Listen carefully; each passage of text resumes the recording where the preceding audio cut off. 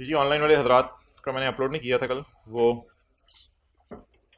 अगला लेक्चर लेने से पहले पेज 397 पे क्वेश्चन 35 कर लीजिएगा। आप लोगों को तो बता दिया था। पेज 397 पे क्वेश्चन 35 ये हमने पार्ट बी के अंदर आज करना है। तो भाई ये ज़रा लेक्चर ना दोबारा बता देना, ये मैं एंड पे टाइम डिस्कस करूँगा। ये पार्ट बी है, लेक्चर पार्ट ए है, सॉरी, ये अभी वाला पार्ट ए है लेक्चर 77 का। ओके, उनको बता देना। ओके,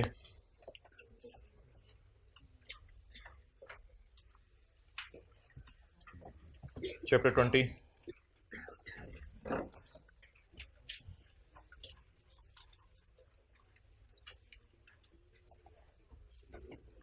4-5 मिनट ज़रा मैं बच्चों के आने का वेट कर रहा हूँ, क्योंकि आज सेल्स टैक्स का भी से न्यूमेरिकली करना है। पेज 451 पे आ जाए। मीन वाइल पेज 451, अगर कभी कोई सेल हो जिस सेल में प्राइस डिटरमिन करना मसला हो रहा हो, पेज 451, तो ऐसी सूरत में प्राइस कैसे डिटरमिन होगी? अगर किसी सेल में प्राइस डिटरमिन करना मुश्किल हो रहा हो, if there are reasons to believe that VOS has not been correctly declared in a bill, अगर वीओएस करेक्टली बिल के ऊपर नहीं लिखी हुई, तो सेल में 2 नंबरी करने की कोशिश की है, बिल पे नहीं लिखी हुई, तो फिर क्या होगा? फिर एक वैल्यू डिटरमिन होगी जो कमेटी बताएगी। कमेटी में कौन कौन होगा? ट्रेड होते हैं दुकानदार होंगे नंबर 1, एंड नंबर 2 कोई इनलैंड रेवेन्यू ऑफिस के बंदे होंगे, और ये कमेटी बनाएगा कौन? कमिश्नर। तो जब कभी चीज़ की प्राइस पता ना चल रही हो, तो ऐसी सूरत में एक कमेटी बैठेगी, कमेटी में 2 बंदे होंगे, ट्रेड और इनलैंड रेवेन्यू ऑफिसर, और इस कमेटी को बनाने वाला कौन होगा? Commissioner. Okay, next point V triple I और आई एक्स इंशाल्लाह कल करेंगे। एक्स और एक्स आई कर लें जरा। बिजली का जब बिल आता है तो बिजली के बिल पर भी सेल्स टैक्स लगता है, क्योंकि हमने पढ़ा था बिजली से गुड्स की डेफिनेशन में फॉल करती है। तो सवाल ये राइज होता है, लेट आने का कोई फायदा तो नहीं होगा, उल्टा नुकसान ही होगा। सवाल, अब जल्दी बैठें। सवाल ये राइज होता है कि बिजली के बिलों पर अगर सेल्स टैक्स लगना है, तो वो कह रहे हैं कि बिजली के बिल पे सिर्फ सेल्स टैक्स लगाओ और किसी चीज पे सेल्स टैक्स ना लगाओ। इन केस ऑफ सेल, सप्लाई को सेल कर लें, इन केस ऑफ सेल ऑफ बिजली bye an independent power producer और वापडा। इंडिपेंडेंट पावर प्रोड्यूसर वापडा टाइप लोग होते हैं जो बिजली बनाते हैं। तो ऐसी सूरत में बिल किस पे टैक्स लगेगा? एनर्जी जो आपने परचेज की है, वो लोग सेल कर रहे होंगे और आप एनर्जी क्या कर रहे होंगे? परचेज। लेकिन इसमें कुछ चीजों पे सेल्स टैक्स नहीं लगेगा। ये अब आपने याद ही करनी है और इसका कोई हल नहीं। एक्सक्लूडिंग वापडा वालों को जो पैसे रिसीव हुए for capacity purchase price, for energy प्रे परचेज प्राइस प्रीमियम और एक्सेस बोनस। अब इनकी थोड़ी थोड़ी रीजन सुन लें ताकि याद करने में जरा आसानी हो जाए। तो ऐसा हो सकता है कि वापडा वाले जो है वो आपसे बिजली का बिल लें, लेकिन कभी ऐसा भी हो सकता है कि वापडा वाले किसी इलाके पे जुल्म करें और उन्हें कहें जितनी कैपेसिटी आपकी फैक्ट्री की उस पर आप बिल देंगे, चाहे बिजली जितनी मर्जी इस्तेमाल करें। ये हुकूमत कभी करने पे आए तो कर दे, कैपेसिटी परचेज पे टैक्स लगेगा। कई दफा ऐसा भी हो सकता है कि बिजली अगर महंगी किसी इलाके में बेची जा रही है क्योंकि दूर का इलाका है, तो वापडा वाले परचेज प्राइस के अलावा प्रीमियम लें, और कभी आप वापडा वाले को अच्छा काम कर दें तो आप उनको कोई बोनस दे दें। अब इस टाइप की अगर चीजें सवाल में आ जाए तो उन पे आपने 17% अप्लाई नहीं करना।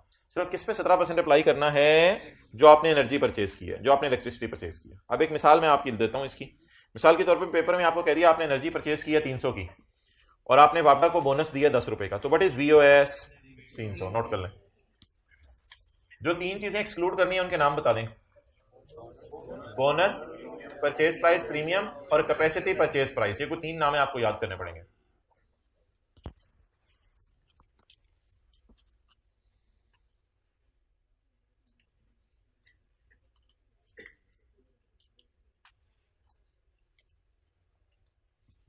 बातें कौन करें? Okay, next.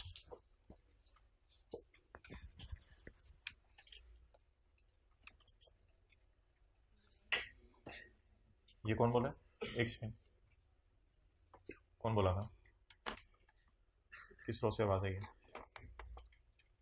पूरी क्लास का टाइम जाया करते हैं, शर्म भी नहीं आती। In case of sale of बिजली, in case of sale of बिजली एंड गैस, बिजली तो ऊपर कवर हो गई, असल में ये पॉइंट मेन गैस के लिए। In case of sale of gas by a distribution company, यानी सुई गैस, तो सुई गैस वाले अगर गैस बेचें तो किन चीजों पे टैक्स लगेगा? द टोटल अमाउंट जो बिल में आई। ये थोड़ी सी खतरनाक चीज है। कैसे? Including price of gas, gas की प्राइस तो होगी मेन, कई दफ़ा दूर के इलाके में वो तारें बिछाते हैं तो आपसे रेंट भी लेते हैं सुई गैस वाले। फिर कई दफ़ा जल्दी काम करने का सुई गैस वाले आपसे कमीशन भी लेते हैं। और ऑल ड्यूटीज एंड टैक्सेस का लफ्ज़ तो हम अक्सर पढ़ते आए हैं कि price include all duties and taxes excluding sales tax but excluding late payment surcharge and sales tax. दो चीजें एक्सक्लूड होंगी। अब इंक्लूड वाली चीजें याद करें, एक्सक्लूड वाली चीजें याद करें। इंक्लूड वाली चीजें, नंबर 1 नेचुरल गैस आप बाय करेंगे, आप रेंट पे करेंगे, आप कमीशन पे करेंगे, आपको ड्यूटीज एंड टैक्सेस पे करेंगे। लेकिन अगर आपने लेट पेमेंट पर इंटरेस्ट पे किया तो उस पर सेल्स टैक्स नहीं लगेगा। अब आप जो है वो मुझे बता दें इस सिनेरियो में वीओएस कैसे निकलेगा। गैस प्राइस पे सेल्स टैक्स लगेगा, फेडरल एक्साइज ड्यूटीज पे लगेगा, रेंट पे लगेगा, सरचार्ज पे लगेगा। तो व्हाट इज वीओएस? 45। तो इस किस्म का कोई डाटा आपको दे सकता है। तो सिंपल सी चीज है, कुछ इंक्लूजन्स है कुछ एक्सक्लूजन्स है, वो दोनों याद करनी है। रेंट जाहिर बात है, वापडा वाले जो है वो सुई गैस वाले दूर के इलाके में आपने लाइन बिछाई तो हो सकता है आपसे इलाके में से रेंट भी मांग लें। क्या चीज? वो जो भी हो, ऐसा भी हो सकता है किसी इलाके में वो आपसे कहें कि भाईजान हमने आपके लिए चीजें बिछाई हैं तो आप जो है वो रेंट हमें जो है वो पे करें।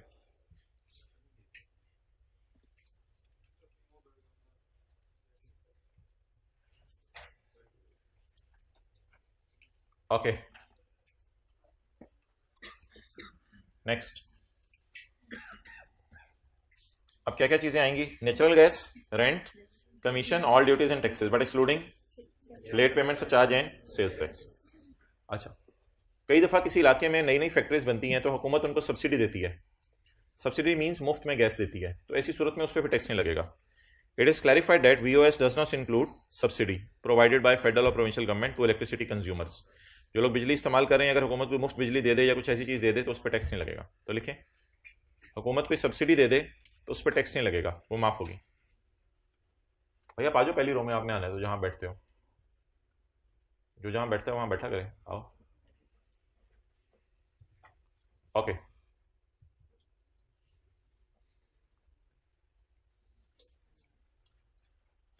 तो अब कौन कौन सी चीजें एक्सक्लूड हो गई? 3 चीजें, late payment surcharge, sales tax और सब्सिडी। इन तीनों चीजों पे सेल्स टैक्स नहीं लगेगा, बाकी सब पे लगेगा। और अमूमी तौर पे 0.10 बिजली के लिए और 0.11 गैस के लिए समझ लीजिएगा। ओके ठीक है जी। पॉइंट वी ट्रिपल आई और आई एक्स रह गए, ये इंशाल्लाह अगली क्लास में करते हैं। तो आज अभी ऐसा है कि चैप्टर 22 में आ जाए, 21 में पेज नंबर 488।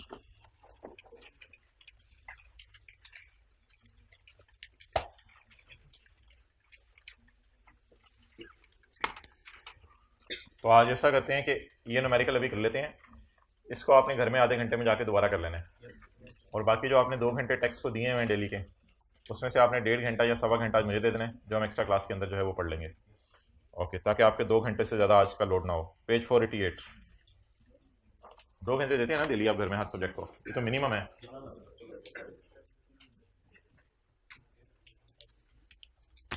यार आप लोगों को तो मैं देख के मुझे रश आता है कभी कभी कि आप लोगों के पास कितना खुला टाइम होता है।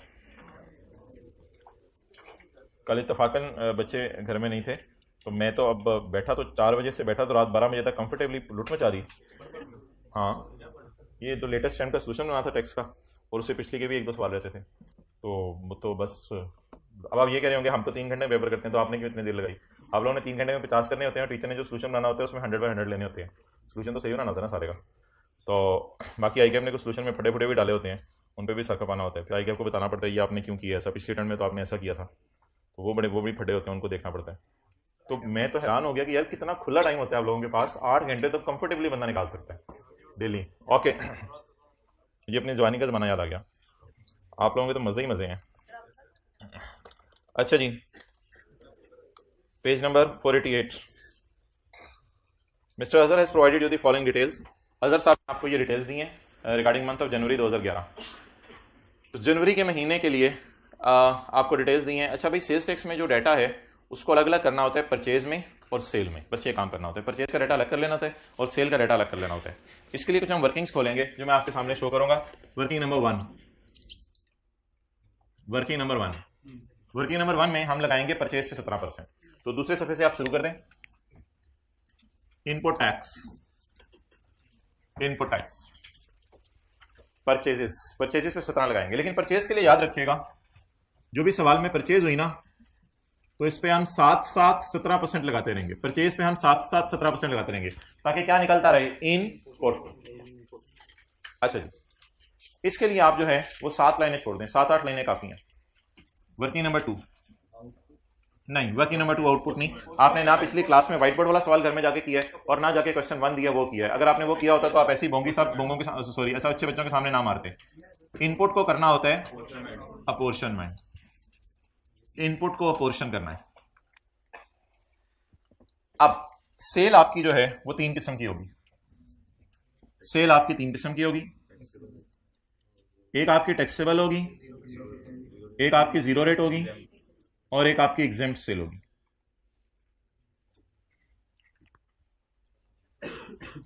टैक्सेबल सेल से मुराद है कि होंडा एटलस कार ने डॉलेंस को गाड़ी बेची तो 100 वाली गाड़ी 117 की बेचेंगे। टैक्सेबल सेल से मुराद है कि होंडा एटलस कार ने रॉयल फैन बुरे बच्चे को गाड़ी बेची तो 100 वाली गाड़ी 117 जमा 3 120 की बेचेंगे। जीरो रेट सेल से मुराद है कि आपने बाहर के मुल्क में गाड़ी एक्सपोर्ट कर दी तो 100 वाली गाड़ी आप 100 में बेचेंगे। और एग्जेम्प्ट सेल से मुराद है कि आप 100 वाली गाड़ी 100 में बेचेंगे। गवर्नमेंट को एग्जेम्प्ट सेल जरूरी नहीं होता, बस जो भी एग्जेम्प्ट सेल हो वो एग्जेम्प्ट होगी। ओके, सेल यहां से आ जाएंगी, इसके बाद इनपुट आगे आएगा जिसको हम अपोर्शन करेंगे।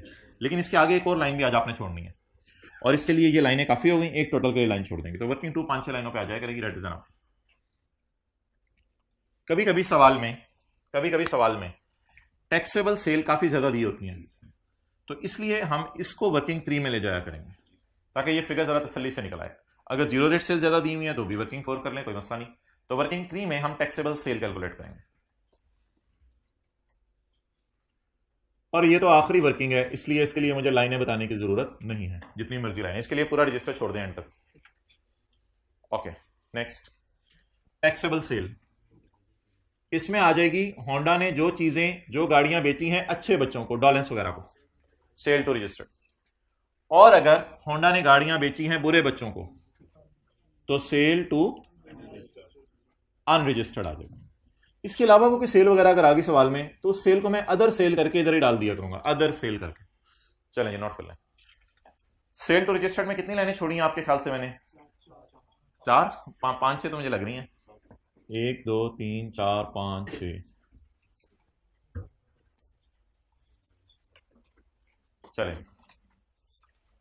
सोतों को जगा दें, सोतों को जगा दें, खोतों को उठा दें।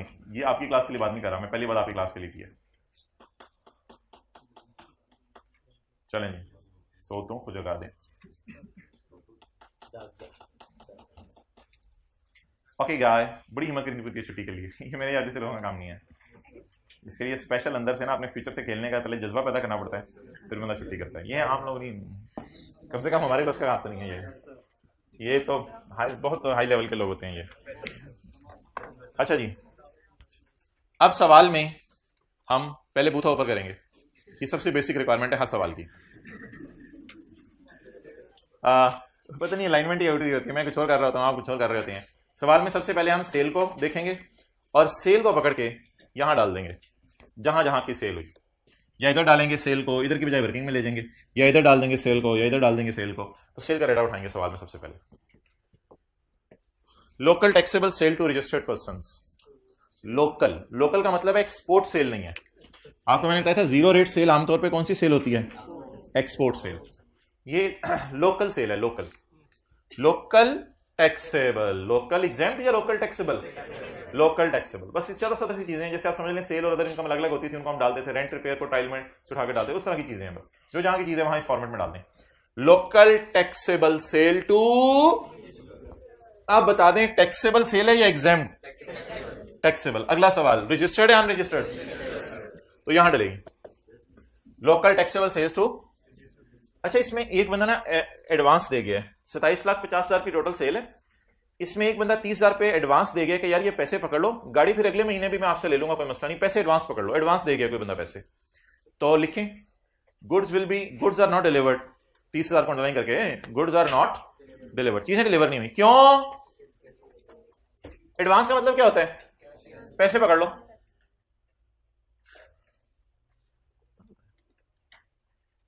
भाई 2 3 4 लोग मुझे हाइब्रिड से नजर आ रहे हैं, प्लीज जो जिस क्लास के हैं उस क्लास में बैठे, वरना दूसरी क्लास वाले फिर परेशान होते हैं। अच्छा, अब आप मुझे ये बताएं कि सवाल मेरा आपसे ये है कि एडवांस को इसमें पड़ा रहने दें या निकाल दें, पड़ा रहने दें या निकाल दें।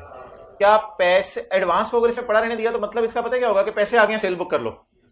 तो पैसे आने पे सेल बुक होनी चाहिए या डिलीवर होने पे? तो अभी पैसे आ गए, डिलीवरी शायद अगले महीने हो, तो फिलहाल इसको अब सेल में ना डालें, इसको सेल से निकाल दें। सेल पे साथ साथ 17 नहीं लगाना, सेल को एज इट इज उठा लें बस। जी सेल बोलें, सेल टू रजिस्टर्ड बोलें जी 2750। ऐसी सेल बाहर कर दें जिसकी अभी तक गुड्स डिलीवर नहीं हुई। जी जवाब, आज जवाब ही दे दें 2720। ओके,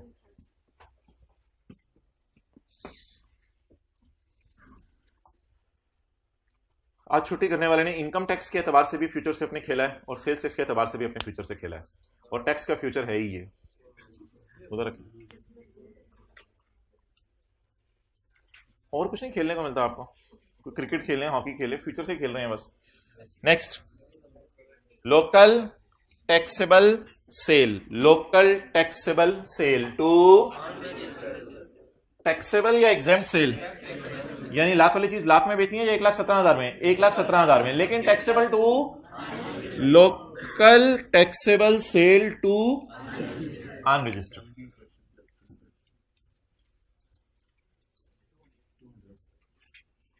जी कितना? 200। 200।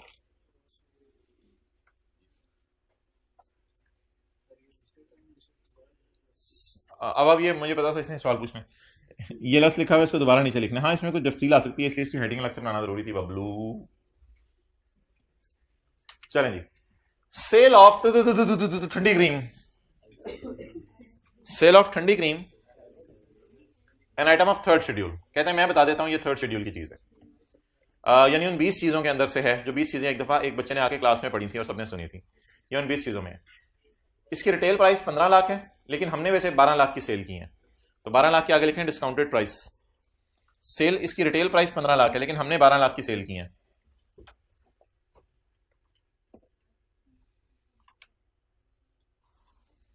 अच्छा जी, अब कल तो हमने पढ़ा था कि डिस्काउंट वगैरह अगर हो तो माइनस करने की इजाजत है, लेकिन आज मैं आपको बता रहा हूं कि यह बात उन 20 चीजों के लिए नहीं थी जो हमने पढ़ी हैं।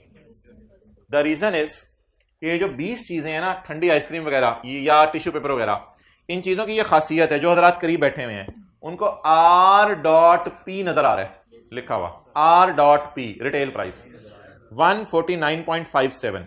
वो 0.57 उसने इसलिए लिखी हुई है ताकि जब फिगर राउंड करके सेल्स टैक्स डले तो एक राउंड फिगर दे दें। 149.57 plus 25.43 is equal to 175.00 rupees हमने और आपने देने हैं, तो इसलिए फिगर ही उसने ऐसे पॉइंट्स में सेट किया कि जो फिगर मैंने कस्टमर ने देनी है वो 00 में आ जाए। बहरहाल इस बहस को छोड़ें, रिटेल प्राइस इसकी है 149.57। अब दुकानदार को अगर आप पे रहम और तरस आ जाए और आपको सस्ती दे दे तो ये दुकानदार की अपनी मर्जी है। लॉ मेकर जो टैक्स मांगेगा वो इस डब्बे के ऊपर लिखा हुआ टैक्स मांगेगा, वो इधर उधर की बात नहीं सुनेगा। तो याद रखिएगा, थर्ड शेड्यूल वाली चीजों के ऊपर हम सेल प्राइस एक्चुअल वाली नहीं देखा करेंगे, बल्कि हम क्या ढूंढा करेंगे, R.P। R.P is called as, तो थर्ड शेड्यूल वाली चीजों में रिटेल प्राइस देखा करेंगे। 12 लाख पे छोटा सा काटा लगा के 15 लाख पे बड़ी सी टिक लगा दें, तो 12 लाख को देखें और करें और आप 15 लाख को उठा लें, 15 लाख को उठा लें। सेल ऑफ ठंडी क्रीम कहां डालें? कल जो हमने पढ़ा था डिस्काउंट, वो डिस्काउंट में बताऊंगा इन 20 चीजों के अलावा किसी और चीज पे देने की इजाजत है। सेल ऑफ ठंडी क्रीम कहां डालें? सेल ऑफ आइसक्रीम तो 20 चीजों में है, जब 20 चीजों में है तो उन पे सेल्स टैक्स लगता है, जब लगता है तो एग्जेम्प्ट तो नहीं है, तो टैक्सेबल है, ना कोई बाहर के मुल्क में बेच रहे हैं। अब टैक्सेबल में बता दें रजिस्टर्ड में डालें अनरजिस्टर्ड में। मेरे भाई ये कैटेगरी बैलेंसिंग है, अदर्स ये कैटेगरी बैलेंसिंग है। जो सेल कहीं नहीं जाएगी ना, जो एग्जेम्प्ट नहीं होगी, जो जीरो रेट नहीं होगी, जो अनरजिस्टर्ड की नहीं होगी, जो एग्जेम्प्ट नहीं होगी, जो जीरो रेट नहीं होगी, जो अनरजिस्टर्ड की नहीं होगी, जिस सेल के साथ कुछ भी नहीं लिखा होगा वो सेल इधर आ जाया करेगी, वो सेल इधर आ जाया करेगी। तो सेल ऑफ आइसक्रीम 17% पे टैक्स लगा दें।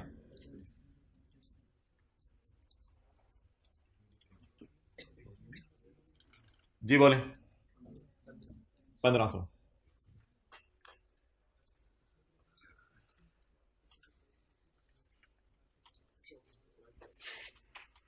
साथ वाले ने रखी हुई है शू क्रीम बैग में।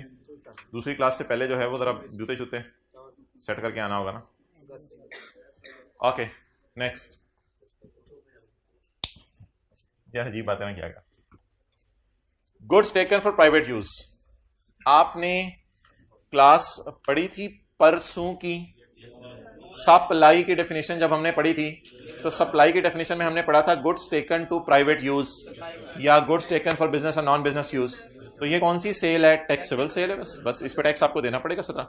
अगर ये चीजें आप घर ना लेके जाते तो आप बाजार में इनको बेचते, इसलिए ये टैक्सेबल है। Goods taken for private use कितनी जी? अब मैंने आपको बता दिया है कि जिस सेल के साथ जीरो रेट या एग्जेम्प्ट या अनरजिस्टर्ड नहीं लिखा होगा तो वो बस वो अदर्स में डाल देनी है आपने, अदर्स में डाल देनी है। इस पे 17% टैक्स लगाना है। गुड्स टेकन टू बेगम, बेगम जी कितना? 50। यू हैव टू इंश्योर कि बेगम की life is begum is the biggest task of your life. चलें छोड़ें। Goods taken to private use, घर चीजें लेके चला गया। ओके तो रिकॉर्डिंग वाले तो हमने कौन सी ऐसी बात कर दी, हद होगी। आगे चलें जी। जिंदगी को बचाने वाली दवाइयां दुनिया में आ गई हैं, लेकिन हमें इससे कंसर्न नहीं। आगे लिखा हुआ है ये एग्जाम्प्ट सेल है। आगे क्या है? बस एग्जाम्प्ट सेल में डालना, एग्जाम्प्ट सेल में डालना जी। तो इस तरह ना आइसक्रीम आ जाए, लाइफ सेविंग ड्रग्स आ जाए, तो ये नाम हमें नहीं पता। अब वो आगे खुद बता दिया करेगा ये क्या चीजें हैं, हमने तो नहीं चीजों के नाम याद करने। बस एग्जाम्प्ट सेल है, इस पे हुकूमत ने टैक्स नहीं लगाया हुआ। 4000। ओके जी जी बिल्कुल, लेकिन हुकूमत को सेल्स टैक्स 1500 दे। Okay exports zero rate. ये मैक्सिको चीजें बेची हैं, बाहर के मुल्क में बेची हैं, तो एक्सपोर्ट जीरो रेट। बोले जी 2000। यार बोलना, मुझे पता है तेरा दोस्त नहीं आ जाएगा, लेकिन तू तो ना बोल। ओके ये देख तेरा दोस्त। अदर इंफॉर्मेशन, ये तो अदर इंफॉर्मेशन है, छोड़े। फिर आप कोई और सवाल शुरू करते हैं। अच्छा जी अदर इंफॉर्मेशन। अब शायद परचेज की बातें शुरू कर दी हैं उसने, तो बस सेल और परचेज के डाटे को अलग अलग करना होता है। एक नई मशीन खरीदी है हमने 3 लाख रुपए की, अल्लाह और दे, वो कमीशन इनटू ऑपरेशन ड्यूरिंग जनवरी, और जनवरी में इस्तेमाल करनी शुरू कर दिया है। मेरे भाई सेल्स टैक्स में मशीन की परचेज को हम अलग रखा करेंगे। Machine is like fixed asset, जो फैक्ट्री के अंदर गड़गड़ गड़गड़ करके चलती है और उससे चीजें बनती हैं। मशीन चलती है, चीजें बनती हैं, मशीन चलती है, चीजें बनती हैं। इधर से रॉ मटेरियल डालते हैं, उधर से फिनिश गुड निकल आती हैं। मशीन की परचेज को आपने अलग रखना है। इनपुट मशीन, मशीन की परचेज अलग रखें, मशीन का इनपुट अलग रखें। मशीन की परचेज को हाजिर किया जाए 300, साथ साथ 17% लगा दें। इधर मशीन के अलावा परचेज आ जाएगी, इधर मशीन की परचेज आ जाएगी। जैसे मशीन को अलग से देखा जाता था, नई मशीन को उधर, इधर नई पुरानी का चक्कर नहीं है। उधर नई मशीन को जैसे अलग से देखा जाता था, इनिशियल अलाउंस वगैरह और प्रोटोकॉल, तो इधर मशीन को अलग रखें। मशीन की जब आपने मशीन परचेज की होगी तो आपका जो बिल बना होगा वो बना होगा 351 का। आपका बिल बना होगा 351 का, उसमें 3 लाख आपने मशीन के दिए होंगे और 51 आपने सेल्स टैक्स पे किया होगा, और 3,51,000 की आपने एनर्जी बचा के रखनी है दूसरी क्लास के लिए, और 3,51,000 की आपने मशीन खरीद ली होगी। क्लियर? ओके नोट करें। तो परचेज पे 7-17 लगाते नहीं, सॉफ्ट तरीके से जरा साथ वाले कान पे बोलें। परचेज पे 7-17 लगाते नहीं। परचेज इतना होली परचेज बोलें कि वो आपको चेज करने लग जाए। Not dramatise the situation. आगे जी पर लग रहे हैं आप लोगों को, देखो पॉइंट 2। एक और परचेज है, purchase of raw material from unregistered supplier amounted to 18 lakh.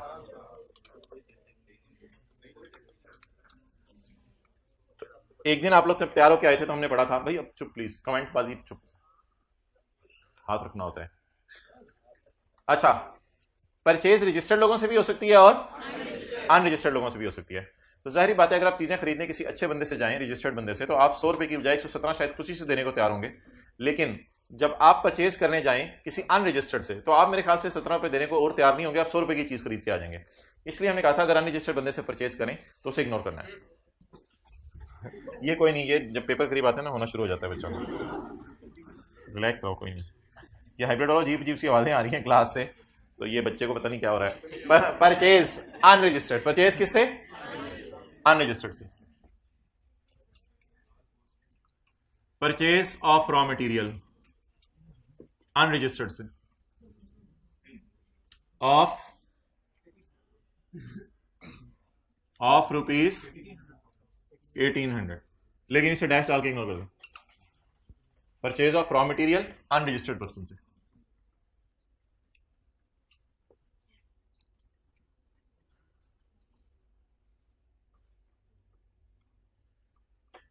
Purchase of raw material of 100 of कितना? 1800 फ्रॉम अनरजिस्टर्ड बंदा। एंड पे नजर नहीं आ रहा तो सुन लें, purchase of raw material of 1800 from unregistered, dash डाल दें आगे। यार तुम्हारा मुंह इस तरह खुला ना, मैंने बॉल पेन डाल देनी है। ओके चलें जी आगे। ये चीजें मैट्रिक एफएससी में नहीं टीचर्स ने बताई। Point number 3, purchase of taxable raw material from registered suppliers. Purchase from registered supplier, registered बंदे से परचेज की है। किससे परचेज की है? जो आप रजिस्टर्ड बंदे से परचेज करेंगे तो क्या आप परचेज पे 17% देंगे? नहीं देंगे? देंगे? देंगे या नहीं देंगे? देंगे परचेज पे 17%। अच्छा, purchase of raw material from registered supplier amount to 2600।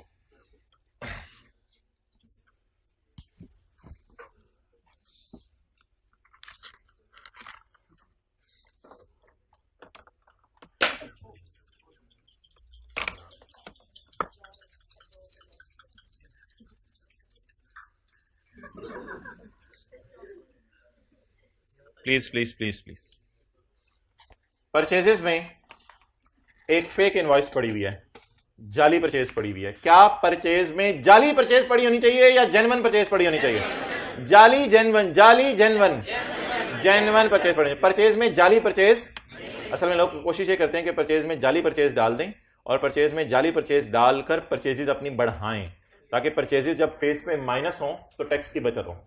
इसलिए परचेज में 2 नंबर परचेज पड़ी रहने दें, पड़ी रहने दें या निकाल दें। पड़ी है, पड़ी है, पड़ी है, निकाल दें। हाइब्रिड वाले दिल में बोलें निकाल दें। पड़ी है। परचेज ऑफ रॉ मटेरियल किस बंदे से? अनरजिस्टर्ड। भाईजान की सुई उधर ही अड़ी हुई है अभी तक। From registered supplier. भाईजान लाहौर आ गया हुआ है, उठ दें, अब तो ट्रेन साफ करने वाले भी पहुंच गए। ओके, कभी क्लास में ऐसा हुआ आप सोए रह गए हो, शाम को आके किसी ने उठाया भाईजान उठ जाओ? अच्छा, परचेज बोले कितने की है? 2600। इसमें से क्या माइनस कर दें? 3। कौन सी इनवॉइस? जेन्युइन इनवॉइस या जाली इनवॉइस? जाली इनवॉइस। अच्छा,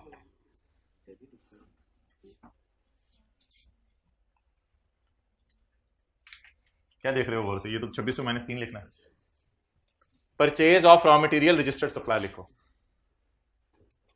ओके, अब मुझे ये बताएं, क्या कभी FAR 1 के टीचर ने आपको ये बताया है कि यस सर, ये बताया कि चांद पे कैसे जाने? तो यस सर। यार बोंगियां मारता है ये बंदा, सवाल तो सुन लेते हैं। इतनी मोहब्बत FAR 1 के टीचर से पूछने से पहले यस बोल दिया।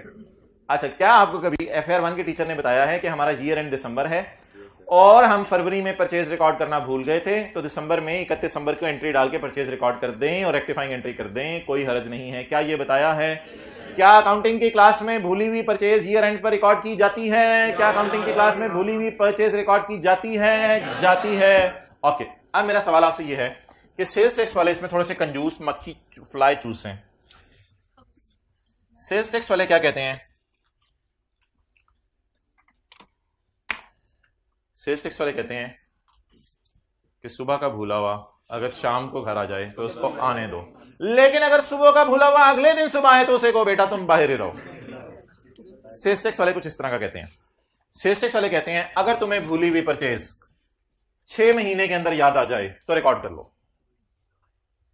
और अगर 6 महीने के बाद याद आए तो फिर परचेज के कान में अच्छे से कह दो बहुत देर कर दी तुमने, बहुत देर कर दी तुमने purchase, you are so late, please get out. तो परचेज को आप निकाल दें। अच्छा, यू आर ऑलरेडी, अच्छा अब ना बात को बढ़ाया करो ना। अच्छा अब सवाल यह है कि भूली हुई परचेज को आप रिकॉर्ड कर सकते हैं अगले, बोलें अगले 6 महीने, ये वाला महीना डाल के काउंट कर रहे होंगे दीवाने। परचेज को आप रिकॉर्ड कर सकते हैं भूली हुई को अगले 6 महीने या अगले 6 महीने में जब भी याद आ जाए, अगले 6 महीने में जब भी याद आ जाए। अच्छा फर्ज करें टैक्स पेयर को मार्च में भूलने की बीमारी लगी, तो इसे अब भूल गया परचेज रिकॉर्ड करना। अब ये भूली हुई परचेज कब तक रिकॉर्ड कर सकता है? अप्रैल तक। चपेड़े मारे बंदा, अप्रैल, मई, जून, जुलाई, अगस्त, सितंबर।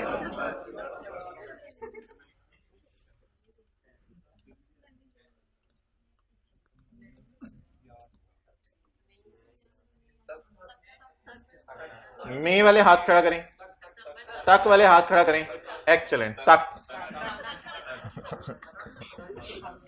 There is some problem with you people. तो भूली हुई परचेज सितंबर में रिकॉर्ड करनी है या सितंबर तक? सितंबर तक। जब कब कब? सितंबर तक, जब मर्जी याद आ जाए। अप्रैल में याद आए अप्रैल में रिकॉर्ड कर लें, मई में याद आए मई में रिकॉर्ड कर लें, जून में याद आए जून में रिकॉर्ड कर लें, जुलाई में याद आए जुलाई में रिकॉर्ड कर लें, अगस्त में याद आए अगस्त में रिकॉर्ड कर लें, सितंबर में याद आए सितंबर में रिकॉर्ड कर लें, अक्टूबर में याद भी आए तो रिकॉर्ड ना करें, please please please please please. या मुझे पढ़ा लें या मुझे नोट करें। तो मार्च की भूली हुई परचेज कब तक रिकॉर्ड होगी? उर्दू में लिखें, मार्च की भूली हुई परचेज सितंबर तक रिकॉर्ड हो सकती है। मार्च की भूली हुई परचेज सितंबर तक रिकॉर्ड हो सकती है।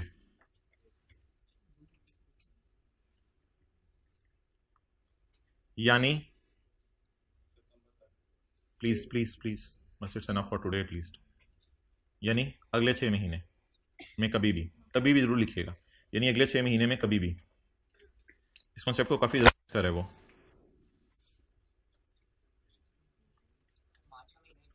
नहीं नहीं नहीं नहीं, मार्च का महीना नहीं इंक्लूड करना ना, ये तो अगले 6 महीने, अप्रैल या मई या जून या जुलाई या अगस्त या सितंबर, अगले 6 महीने। अच्छा मोहतरम, अब आपने तसल्ली से सवाल में देखना है,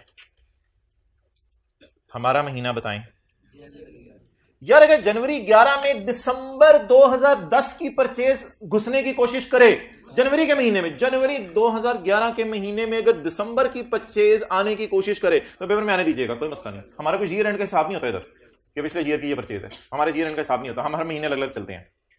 अच्छा अब जरा देखें परचेज में ना 2 परचेजेस। अच्छा ये 6 महीने वाला रूल मैंने आपको पढ़ाया नहीं लॉ में, आज सिखाया। अभी तक तो सारी बातें आपको पढ़ाई हुई थी ना, एडवांस को क्यों इग्नोर कर रहे हैं, रिटेल प्राइस को क्यों ले रहे हैं, अभी तक सारी चीजें पढ़ाई हुई थी, ये चीज आपको पढ़ाई नहीं, नहीं बताई है।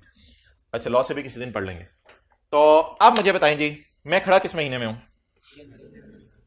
जनवरी 2011 में, और पिछले महीने हैं ये मेरे सामने। क्या जनवरी 11 में मार्च 10 वाली परचेज रिकॉर्ड हो जानी चाहिए? नहीं। तो उर्दू में लिखें, ये वाली 12,000 के साथ ये वाली परचेज तो ये वाली परचेज तो सितंबर 2010 तक रिकॉर्ड हो सकती थी पे फोकस कीजिएगा। ये वाली परचेज तो सितंबर 2010 तक रिकॉर्ड हो सकती थी। मोहतरम खुद लिखें प्लीज, लिखने के लिए जो बंदे रखे हुए हैं ये सही नहीं है, आप खुद लिखें क्लासेस वाले भाई। ये वाली परचेज तो नहीं, आपके साथ वाले को कह रहा हूं, ये वाली परचेज तो सितंबर 2010 तक रिकॉर्ड हो सकती थी। लेकिन हमने तो कर दी है, क्या करें? निकाल दें, एक्सेलेंट, 12,000 को निकाल दें।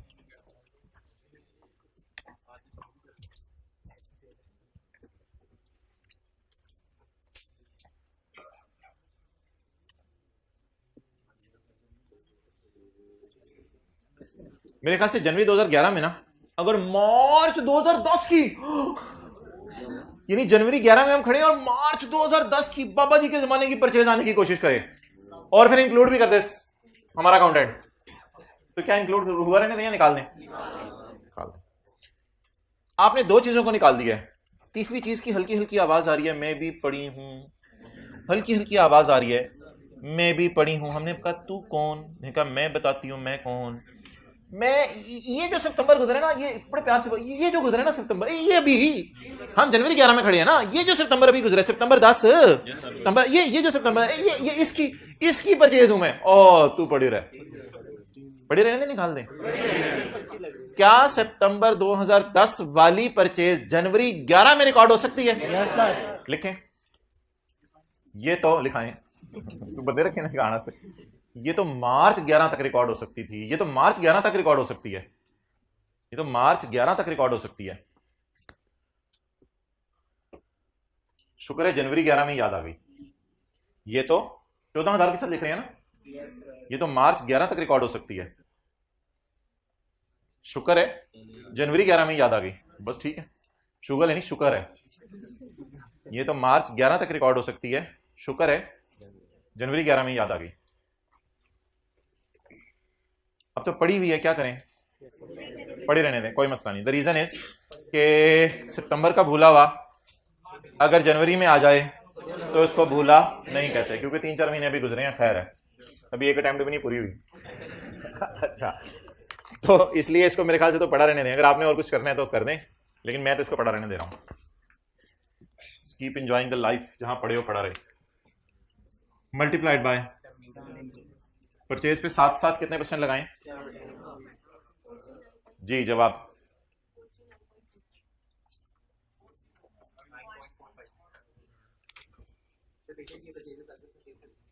हाँ हाँ हाँ, तो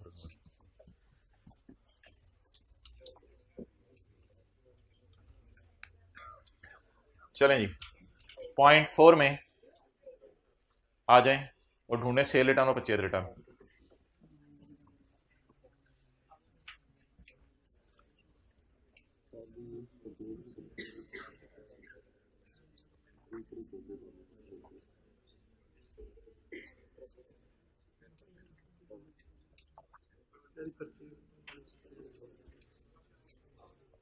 दूसरी आसान है, पहले दूसरी देखें। अच्छा जी, debit and credit notes are issue during the month are as follows. Debit credit notes पे हमारी एक पूरी क्लास है, इसलिए अभी डेबिट क्रेडिट नोट के लिए उस पर मैं फोकस नहीं करा। घटिया क्वालिटी, सब स्टैंडर्ड को उर्दू में तर्जुमा किया मैंने, इट्स इनफ। घटिया क्वालिटी की चीजें वर रिटर्न टू वेंडर्स, हमने वेंडर्स को वापस कर दिए हैं। वर रिटर्न टू अस नहीं लिखा हुआ, return to, we have return, तुम्हारा मार्कर, रिटर्न टू, तुम्हारा मार्कर, रिटर्न टू। मैंने वेंडर को जाके रिटर्न टू कर दी। आपको क्या लग रहा है? परचेज रिटर्न हो रही है ना, तो वेंडर लिख लें, हमारा क्रेडिटर टाइप कोई होता है, रखो तुम अपने पास ही। वेंडर लिखे, हमारा क्रेडिटर टाइप होता है चीज। उधार पे चीजें, क्रेडिटर तो उधार पे होता है, लेकिन वैसे बता रहा हूं समझने के लिए, यानी वो बंदा जिससे हमने चीजें खरीदी होती हैं। सप्लायर भी लिख सकते हैं, क्रेडिटर भी लिख सकते हैं। जरा क्रेडिटर ज्यादा अच्छा था इसलिए मैंने लिखवा दिया, वरना मैंने सप्लायर ही लिखवाना था, और आप अपनी क्लास में लगवा लो शाम को। अच्छा, तो सब स्टैंडर्ड चीजें वर रिटर्न टू वेंडर्स, उनको वापस की। रिटर्न टू का मतलब क्या है? Purchase return.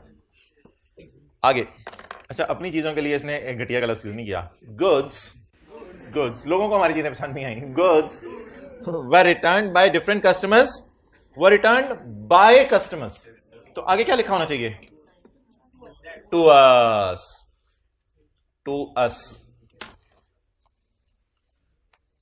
Goods were return by customers, were return by customer, हमारी तरफ फेंक रहे चीजें, वो पकड़ो अपनी चीजें वापस।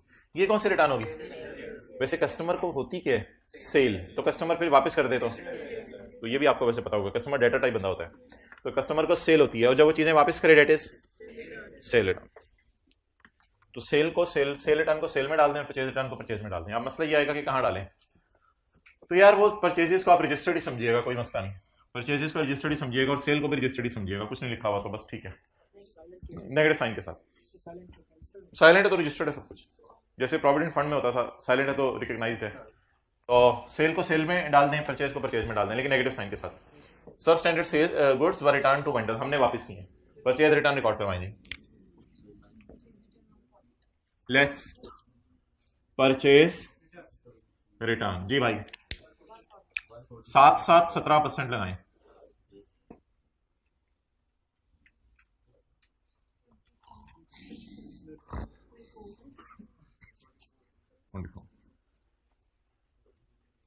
वैसे आप जिंदगी में किसी को पढ़ाएंगे भी ना तो वो भी सो जाया करेगा, इतनी स्लो प्रोसेसिंग है आपकी।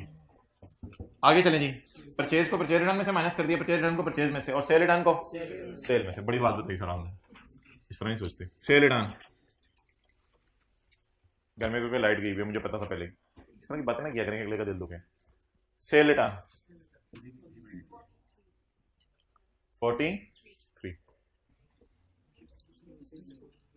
सेल पे 7-7-17 कौन लगा रहा रे? किस पे 7-7-17 लगा रहा? परचेज पे। किस पे नहीं लगाना? सेल पे नहीं लगाना। ओके चलें जी आगे चलें, बेहतर बेहतर। Sales tax brought forward from December amounted to 7 lakh. ये ना फिगर सेल्स टैक्स है, यानी ऑलरेडी 17% पे पड़ी है। इस पे कुछ 17-17 लगा के ना साइंसदान नहीं बनना, इसलिए उसने सवाल में लिखा हुआ है all figures are excluding sales tax, यानी सारी फिगरें 100 पे पड़ी हैं। यानी अगर 30 लाख में की गाड़ी है और 35 लाख 10 हजार में बिकती है, भाई मेरी बात सुनो येलो शर्ट, अगर 30 लाख की गाड़ी और 35 लाख 10 हजार में बिकती है तो ये 30 लाख टाइप फिगर है। तो सारी फिगरें 100 पे पड़ी हुई हैं, सिवाय वेयर एवर एप्लीकेबल, जहां कहते हैं मैं कुछ और बता दूं तो वो फिर तुम खुद ही समझ जाना। तो ये एक वाही जगह है जिसमें उसने बताया हुआ है कि पिछले महीने का सेल्स टैक्स 17% के एतबार से 7 लाख है। ये क्या है, इसको छोड़ें, इसको अभी हम डिस्कस करते हैं। ओके इसको छोड़ दें। अब आप जो है वो टोटल्स करें, वर्किंग 1 और 3 का पहले टोटल करेंगे, फिर एंड पे वर्किंग 2। 1 और 3 का टोटल करें, 466, नहीं गलत करा दिया, 415। भाईजान मशीन को आज के बाद हम लालो लाल कर दिया करेंगे, मशीन को लाल कर दिया करेंगे। इसको टोटल करें लाल में। ना ग्रैंड टोटल तो मैं करने को कह ही नहीं रहा, मैं तो सब टोटलियां करने को कह रहा हूं। तो मशीन हो गया 51 और बाकी चीजें होगी 415। क्लियर? अच्छा जी, अब सेल का टोटल करते हैं, लेकिन सेल का टोटल ना ग्रैंड टोटल चलेगा, सेल का टोटल ग्रैंड टोटल चला दें, इसमें अलग से कोई मसला नहीं है। सेल का टोटल ग्रैंड टोटल करते हैं, 4220। अब जी वर्किंग 1 और वर्किंग 3 में से चीजें वर्किंग 2 में ले आए, इधर ले आए इसको, 4220। अच्छा मोहतरम, आज के बाद याद रखिएगा एक बात, बादशाह सलामत कह रहे हैं जी काली लाल को बुलाया जाए। ये काली होगी, ये लाल, तो मोहतरम काली लाल को लेके चले। काली लाल तुम्हारे लिए ऑर्डर आ गए हैं, काले को अलग लाल को अलग। असल में ना आपने इनपुट मशीन का अलग रखना है क्योंकि ये लाल है। अच्छा जी, नहीं फिक्स एसेट का नहीं, मशीन का। मुझे अभी पढ़ा लेंगे sales tax law, section 8B आपको पहले पढ़ा दूं। काली लाल को हाजिर किया जाए जी, काले चितिया, लाल लाल, ओ लाल भाई जो पुठा।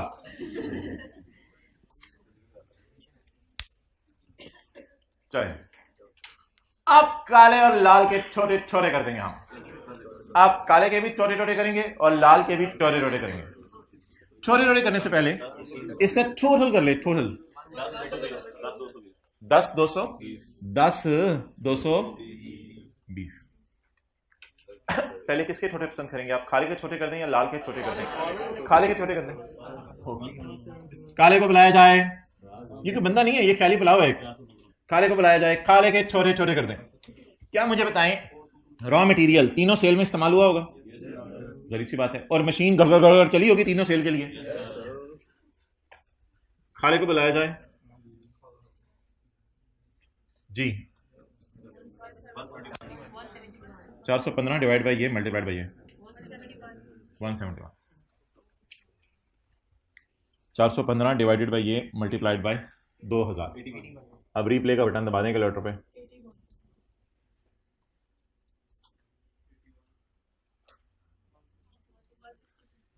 चार सौ 15 डिवाइड बाई 10220 मल्टीप्लाइड बाई 4000 160। चलो 3 कर दो, 2 आना चाहिए वैसे, कोई मसला नहीं। 3 कर दिया तो ये बराबर आ जाएगा, इसमें कोई मसला नहीं यार, कोई मसला नहीं।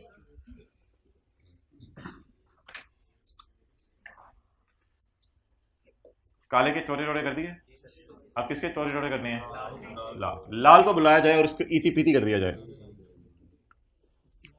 लाल, तुम इधर आते आते काले क्यों हो गए? कहते छोड़ परे, जिंदगी ने पता नहीं क्या क्या करवाया। वो अपनी बातें शुरू हो गया। 10 मल्टीप्लाइड बाय, असल में इनपुट हर किस्म की सेल में हमें हेल्प करता है। इनपुट कुछ भी नहीं होता, परचेज जी। जवाब 21।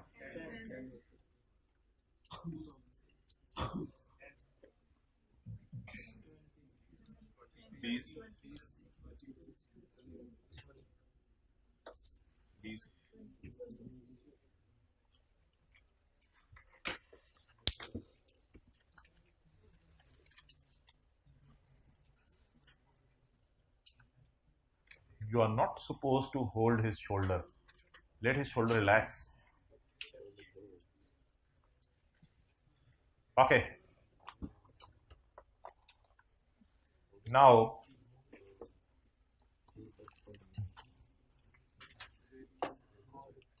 अब आपने भाईजान पेपर में तो नहीं, पेपर में भी चेक कर सकते हैं। चलें, इसको काट दिया करना है, इसको सवाल के फेस पे लेके नहीं जाएंगे क्योंकि ये तो सेल ही एग्जाम्प्ट है, एग्जाम्प्ट सेल। हाँ, आप लोग 163 और 20 ना निकालें पेपर में, 163 और 20 ना निकालिएगा। अच्छा, नेक्स्ट, 0 रेट सेल पे कितने % टैक्स लगना है? इसको भी काट दें, इसको भी काट दें।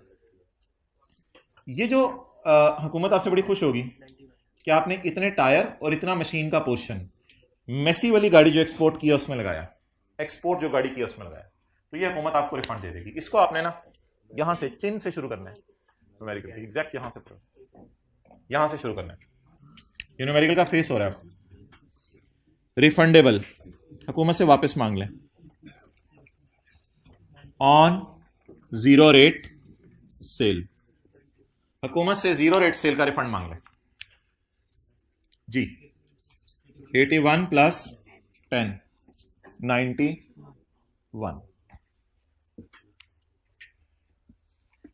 ये ब्लैक डब्बा हो गया। 81 और 10 लिखें, रिफंडेबल ऑन 0 रेट सेल। ऊपर कितनी लाइनें छोड़ी हैं? 8-9 छोड़ दी हैं। न्यूमेरिकल का फेस है ना, ये तो पहला सफ़ा है। ओके, अब आपकी नजरें सिर्फ दरमियान वाला मार्कर पकड़ाइए।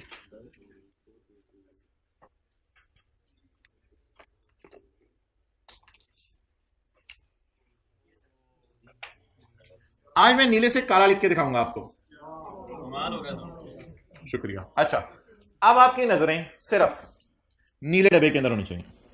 ये नीला डब्बा एक ऐसा जादुई डब्बा है जिससे फिक्रें फेस पे जाएंगी, लेकिन नीले डब्बे से खाली आपका गुजारा नहीं चलेगा। नीले डब्बे के बाद आपने एक टिक मारना है, नीला डब्बा और टिक न्यूमेरिकल के फेस बनाने में आपको ऐसा हेल्प करेगा जैसे वालिदा जो है वो सालन बनाने में वक्त आपकी हेल्प करती है। तो नीला डब्बा और नहीं, आप बनाया करें, आप बनाया करें। मैंने बिल्कुल उल्टा नहीं बोला, मैं जानबूझ के बोला। आई एम इन सेंसेस, मैंने अगली 3 क्लास और भी पढ़ानी है अभी, मुझे पता है। अच्छा, एक R2 2 टैक्स, और फिर घर जाके मेरी नहीं निकला। Okay, output. सवाल कहां से शुरू करें? इस तरह ना, आउटपुट। सवाल कहां से शुरू करें? अब आपकी नजरें सिर्फ नीले डब्बे के अंदर होनी चाहिए। नीले डब्बे से नजरें बाहर गई तो मैं आपको इस क्लास के डब्बे से बाहर फेंक दूंगा। ये रेक्टेंगुलर डब्बा जो क्लास का, इससे आपको बाहर फेंक दिया जाएगा बैग समेत। नहीं, आप तो हमारे लिए मुअज़्ज़ज़ हैं। सेल बताएं जी। 4220। हम कैमरे तक पहुंच गए हैं। इधर बंदे का नाम नूम मिस्टर अजहर वगैरह घर जाके केले में लिख लीजिएगा। आउटपुट सेल बोले इंटू 17%, 717, ये लग गया जी सेल पे 17%। अब आपने इनपुट माइनस करनी है। एक मिनट जरा सब्र करें थोड़ा सा। इनपुट आपने माइनस करनी है।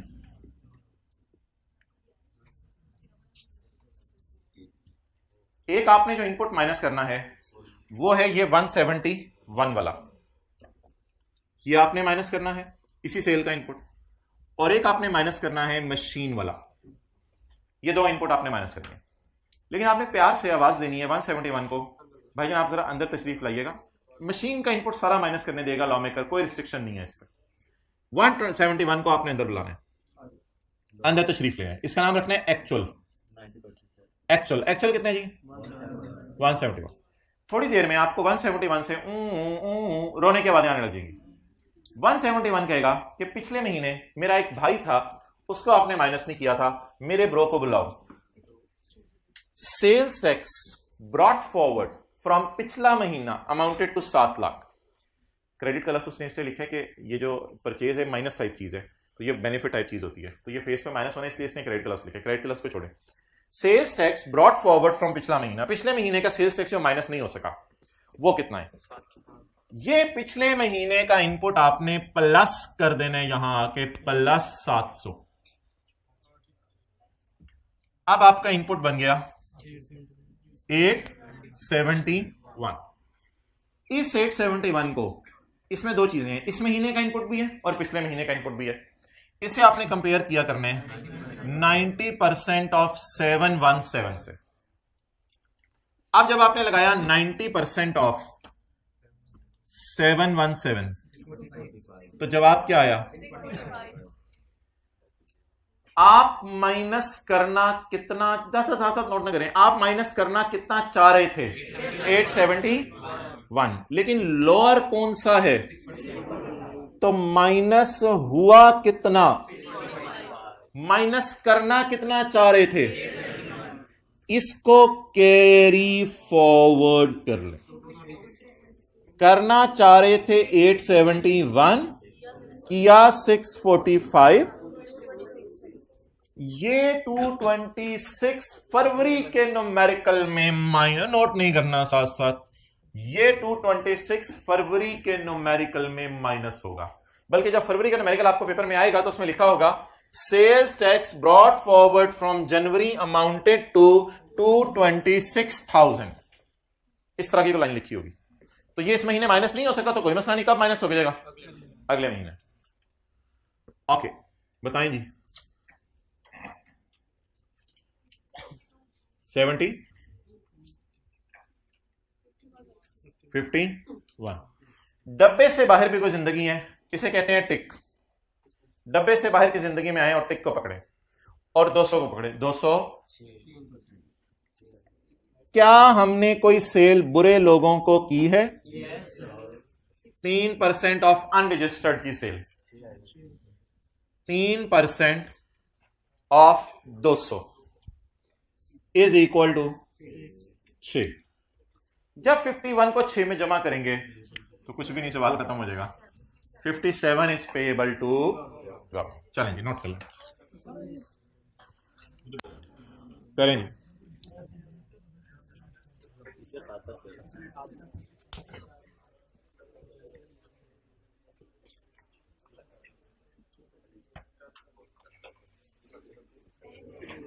अच्छा, बरकत के लिए कुछ लोग अभी भी ऊपर देख रहे हैं।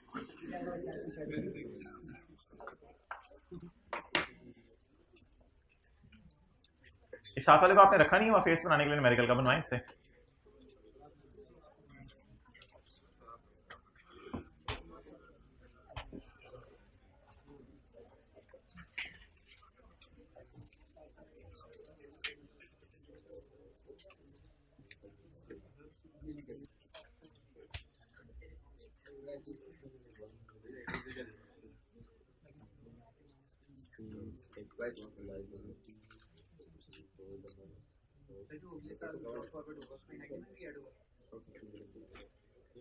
ये अलग से वापस मिलेगा।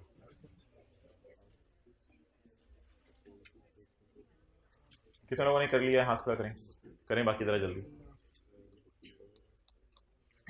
इनमें से वो हाथ खड़ा करें जो साथ साथ नोट कर रहे थे।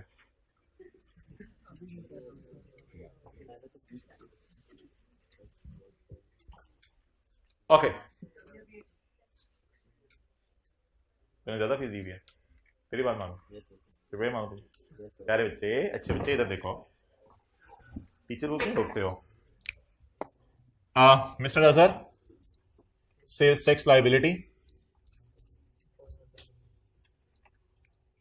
For the month of January. अच्छा जी, let's start from the start. हमारी नजरें किसमें हों? नीला डब्बा, नीला डब्बा, नीले डब्बे में नजर नहीं थी। मैं इसलिए बात याद रह जाती है, आप लोग दिल पे ले लेते हैं। 4220 जरा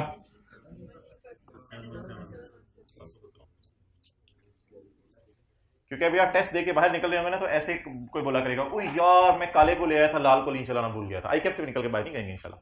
फिर कोई कहेगा, ओ यार मैं टिक्कू भूल गया था, तूने 3% लगाया था टिक्कू पे? हाँ मैं टिक्कू, ओ यार, ओ एक कहेगा मैं डब्बा ही भूल गया था पूरा, अच्छा फेर मारा तो फेस ही नहीं बनाया, ओ यार नहीं डब्बा ही भूल गया, मैं वर्किंग करके आ गया। अच्छा, I think you know Punjabi. Inputs और एक इनपुट मशीन का, ऐड कोएंगे नहीं, लेस कोएंगे, चपेड़ मारेंगे। क्या लफ्ज बना दिया ऐसे पंजाबियों ने। इनपुट, लोअर ऑफ जी, try to win Pakistan. Actual जी, class 700, 871। Have you been with Michael since long? अच्छा, 64 कितना लोअर है? 645, शुक्र है। कितना लोअर है? 645। कितना माइनस करने को दिल चाह रहा था? एक्चुअल कितना किया? बाकी ख्वाहिशें फिर कभी पूरी होंगी अगर जिंदा रहे तो फरवरी में। अच्छा जी, 70 टिक टिक टिक 3% ऑफ 57 पेबल टू गवर्नमेंट लिखा साहब।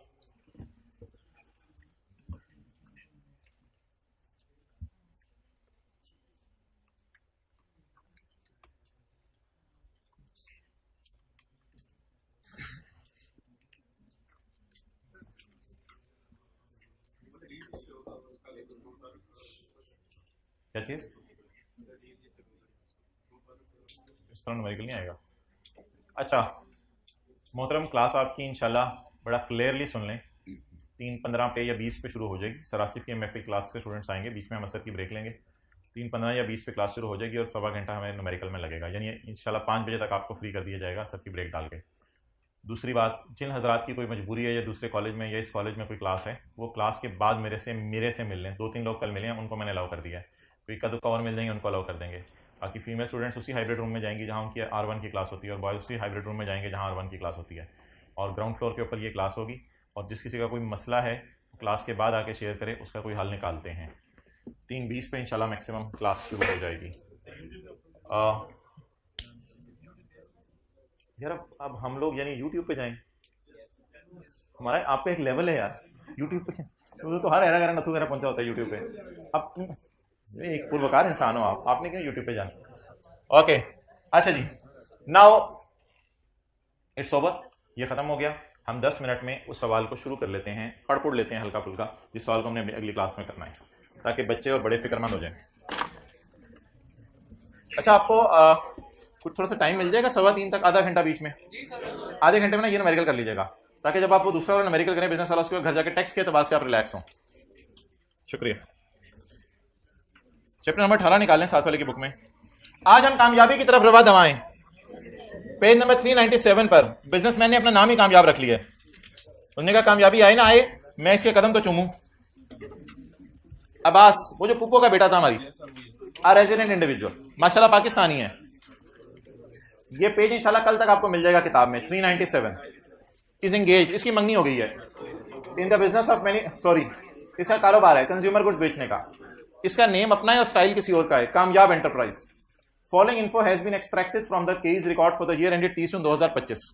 सेल आ रही है, कॉस्ट ऑफ सेल आ रही है, खर्चे आ रहे हैं, इंटरेस्ट आ रहा है, अदर इनकम आ रही है, प्रॉफिट आ रहा है। ऐसा कोई खर्चा हमें नहीं मिला जिसे उल्टाने की जरूरत पड़ेगी। पेज 397 चाचू निकाल ले जल्दी, पेज 397 एडिशनल इंफॉर्मेशन। अच्छा जी, अकाउंटिंग डेप्रिसिएशन को हम इंशाल्लाह टेकअप कर लेंगे। अकाउंटिंग डेप्रिसिएशन को टेकअप कर लेंगे। ये 12 लाख की है। टैक्स वालों की ना यार मोबाइल नहीं, टैक्स वालों की WDV पिछले साल के आखिरी दिन या हमारे साल के पहले दिन प्लांट एंड मशीनरी की है 6860। बिजनेस का न्यूमेरिकल शुरू होने लगे, हम इनकम टैक्स में वापस आ गए हैं सेल्स टैक्स से।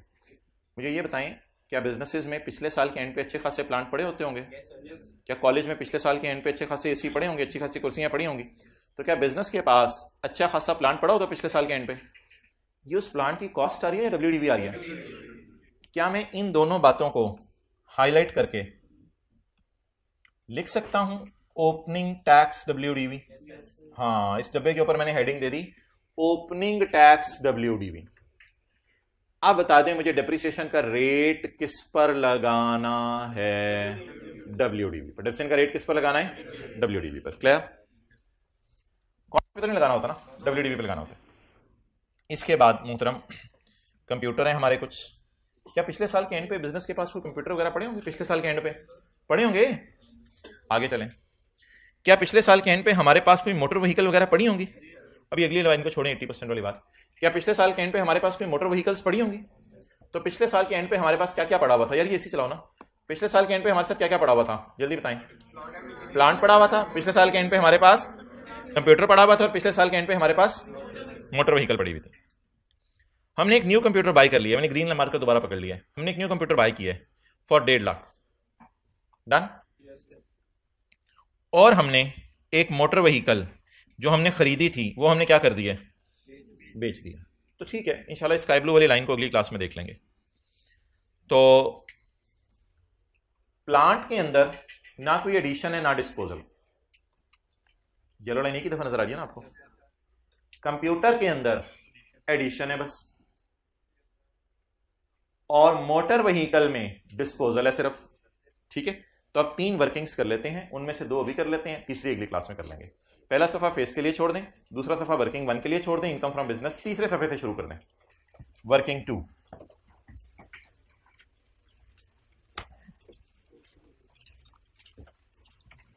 एक एक करके एसेट को लेके चलते हैं।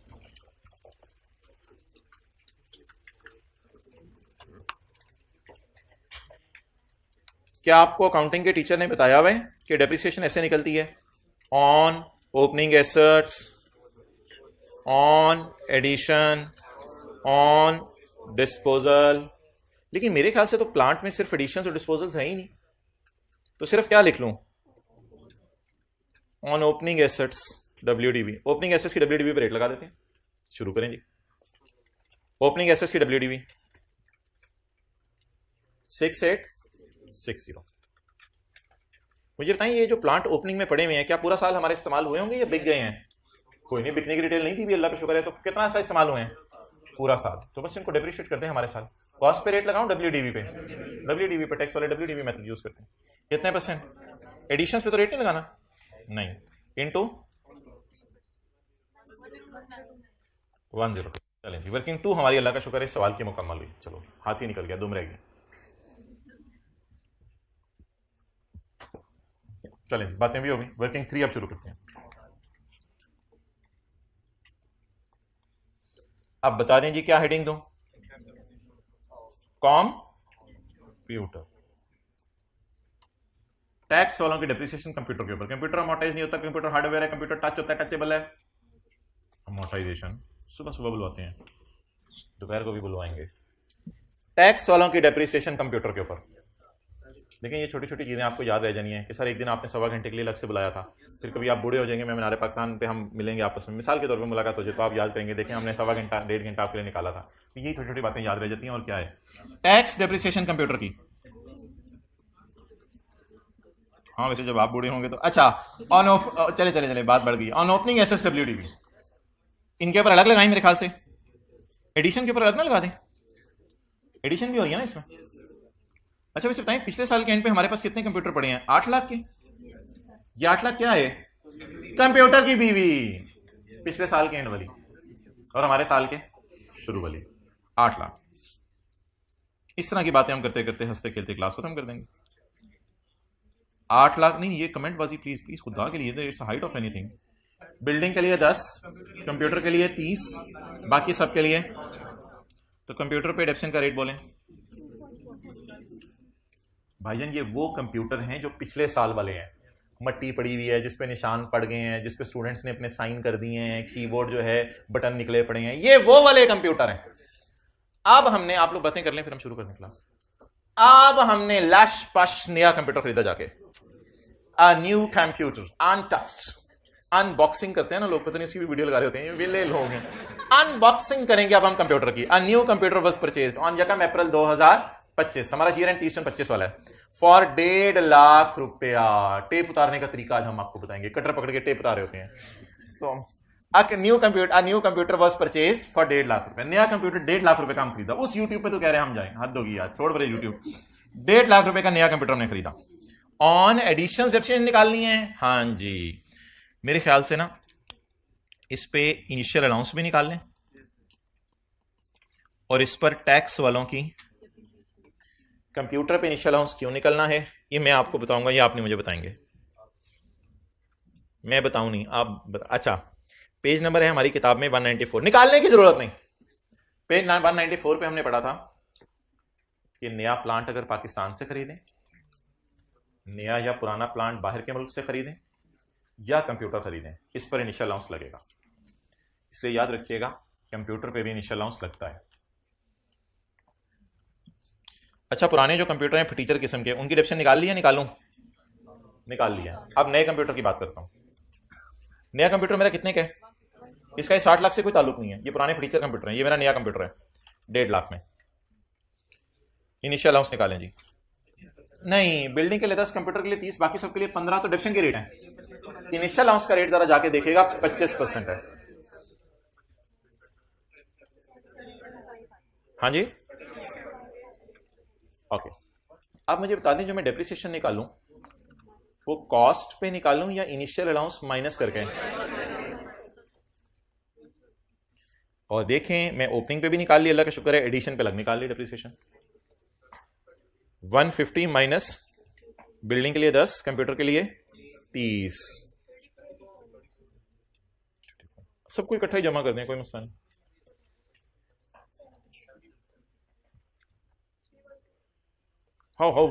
हाउ जी पीपल यू आर। इसमें इनिशियल अलाउंस पड़ा हुआ, खैर है कोई मसला नहीं, खर्चा ही है ना, चाहे इनिशियल अलाउंस है चाहे टैक्स डेप्रिसिएशन है, कोई मसला नहीं। जल्दी नोट करें।